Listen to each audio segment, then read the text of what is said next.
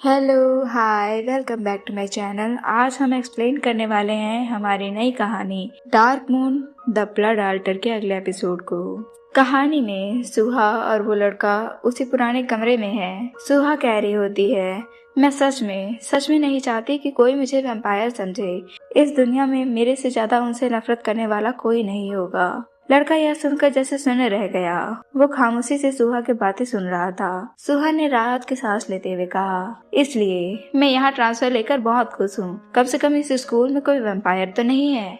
लड़के ने धीरे से सिर हिलाया और कहा, हाँ तुम सही कह रही हो, यहाँ तुम्हें अब कोई वैम्पायर नहीं समझेगा। सुहा की आंखों में एक चमक आ गई। हाँ मैं सच में बहुत खुश हूँ। लेकिन लड़के की आवाज में थोड़ी सहानुभूति सी थी। तुमने बहुत कुछ सहा है ना? सुहा की आंखें भर आई। उसे शब्दों में बयान नहीं किया जा सकता। कितनी बार लोगों ने मुझे वैम्पायर समझकर पत्थर मारे। यह सब उन बेवकूफ वैम्पायर की वजह से है। मेरे माता पिता कहते थे कि उनके जमाने में वैम्पायर सिर्फ कहानियों में होते थे। पता नहीं अब सब कुछ इतना डरावना क्यों हो गया है। अचानक सुहा को अपनी स्थिति का एहसास हुआ।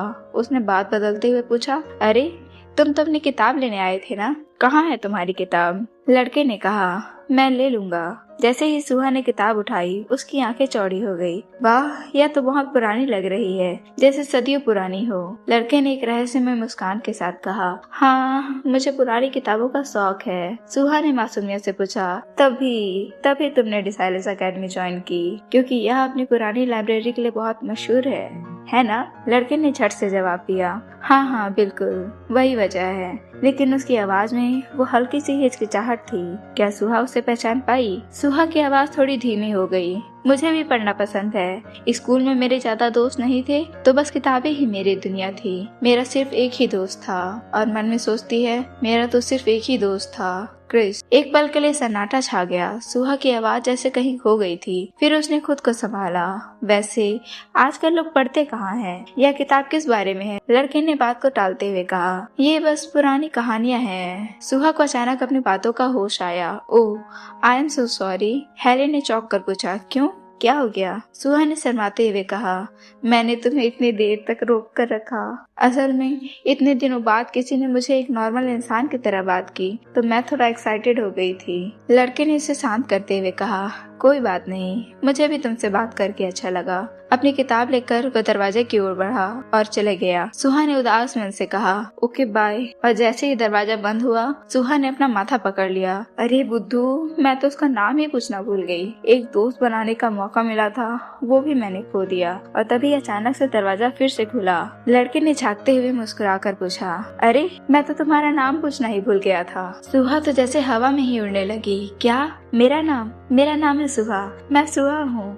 लड़का हंसते हुए कहता है, सुहा बहुत प्यारा नाम है। लड़के ने पूछा, तो क्या तुम मेरा नाम नहीं जानना चाहोगी? सुहा ने एक्साइटेड होते हुए कहा, हाँ बताओ ना। लड़का हंसते हुए अपने आप को इंट्रोड्यूस करता है और कहता है, मेरा नाम हैली है और मैं 12th ग्रेड में हूँ। और कहता है, चलो आज से हम दोस्त हैं। सुहा की आंखों में खुशी के आंसू छलक आए। दोस्त, मुझे बस यही चाहिए था। हैली ने हाथ बढ़ाया और कहा, फिर मिलते हैं। और वह चला गया। सुहा अकेले कमरे में मुस्कुरा रही थी। शाम की क्लास में सुहा कॉरिडोर से गुजर रही थी। उसने दूर से हैली को देखा और उसे पुकारना चाहा, पर अपनी झिझक की वजह से वह रुक गई। तभी किसी और की आवाज गूंजी, हैली। और वो लड़का था जीनो। उसने हैली के पास जाकर कहा, यहाँ हो तुम? हम तुम्हें हर जगह ढूंढ रहे थे। हम बस निकलने ही वाले थे। हैली ने माफी मांगते हुए कहा, सॉरी यार, मैं उस नए स्टूडेंट से बात कर रहा था। तभी एक और लड़का आता है जिसका नाम है सियोन।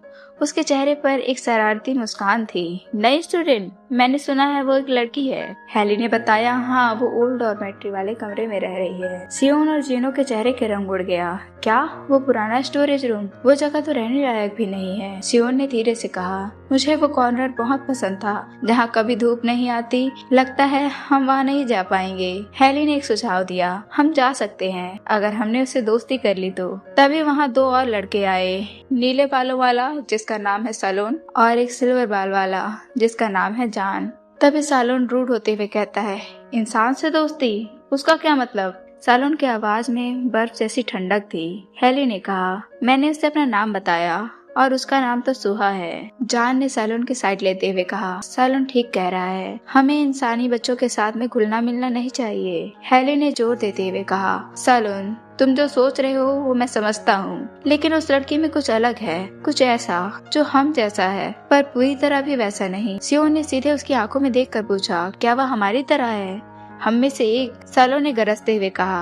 अब दुनिया में हमारे जैसा कोई और नहीं बचा है, हम ही आखिरी हैं। हेली ने अपनी बात पूरी करते हुए कहा, वह हमारे जैसे नहीं है पर वो अलग है। मुझे नहीं पता क्यों मैं उसकी तरफ अट्रैक्शन महसूस कर रहा हूँ। सियोन ने मजाक उड़ाते कहा, ओ हेली, क्या तुम्हें उस इंसान से प्यार तो नहीं हो गया? सैलून का गुस्सा 7वें आसमान पर पहुँच गया। हम में ऐसी फीलिंग्स नहीं होती और ना ही होनी चाहिए। इंसानों से दोस्ती करना सिर्फ बर्बादी है। और तभी जान ने बीच में टोकते हुए कहा, मैं सहमत हूँ, अगर हम उसके करीब आ गए तो वो मुसीबत में पड़ जाएगी। हेली खामोश हो गया। उसके चेहरे पे एक उदासी छा गई। सैलून ने जाते जाते सबको वार्निंग दी, सुन लो सब, तुम में से कोई भी उस लड़की सुहा के करीब नहीं जाएगा। लेकिन सैलून को नहीं पता था कि सुहा उसके पीछे ही खड़ी है और उनकी एक एक बात सुन रही है। डर और सदमे में उसके दिमाग में बस यही सवाल गूंज रहा था, क्या ये लोग भी मुझसे नफरत करते हैं? उसकी आंखें आंसुओं से धुंधली हो चुकी थी। उसने मन ही मन खुद से कहा, वे सब भी मुझसे नफरत करते हैं, हर बार की तरह। शायद मेरी किस्मत में कभी दोस्त लिखे ही नहीं हैं। उसके कानों में बचपन की वो डरावनी आवाजें गूंजने लगी, सुहा के पास मत जाना, वो एक वैम्पायर है, वो श्रापित है। वह कहती है, मैंने सोचा था कि डिसाइलस एकेडमी में सब ठीक होगा, लेकिन शायद यहाँ के लोग भी मुझसे नफरत ही करते हैं। तभी अचानक से उसके सामने शियोन, जान और जीनो आते हैं और अपना इंट्रोडक्शन देने लगते हैं। सुहा यह समझ नहीं पाती ये क्या हो रहा है। जिनो ने फौरन पूछा, अरे तुम ठीक तो हो, तुम रो क्यों रही हो? सियोन ने एक प्यारी सी मुस्कान के साथ आगे कहा, तुम सुहा हो ना? मैंने सुना है तुम आज ही यहाँ आई हो। सुहा ने अपने आंखें पोंछते हुए कहा, हाँ मैं सुहा हूँ। सियोन ने उससे दोस्ती का हाथ बढ़ाया और कहा, तुमसे मिलकर खुशी हुई। तभी जिनो ने सियोन को धक्का दिया और चिढ़ाते हुए कहा, सियोन तो बहुत बदमाश है, सुहा इससे बचकर रहना, बेहतर होगा तुम मुझसे दोस्ती करो, मैं जिनो हूँ।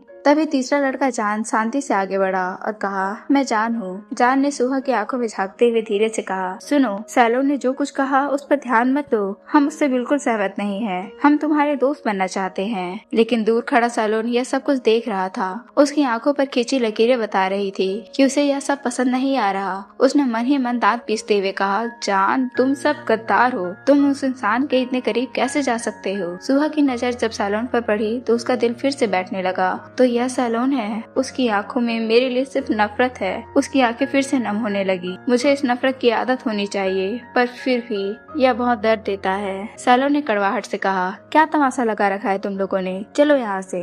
जान ने कहा, तुम्हें जाना है तो जाओ, हम यही हैं। तभी वहाँ हेली आ गया। उसने सुहा को देखते ही प्यार से पूछा, सुहा तुम कहीं जा रही थी क्या? सुहा ने सकपकाते हुए कहा, मैं बस थोड़ा स्कूल देखना चाहती थी। हेली की आंखें चमक उठी और कहा, चलो मैं तुम्हें कैंपस दिखाता हूँ। शियोन भी बच्चा बन गया और उछल पड़ा और कहा, मैं भी आ रहा हूँ, मुझे भी साथ ले चलो। सुहा पहली बार खुलकर मुस्कुराई और कहा, बिल्कुल चलो।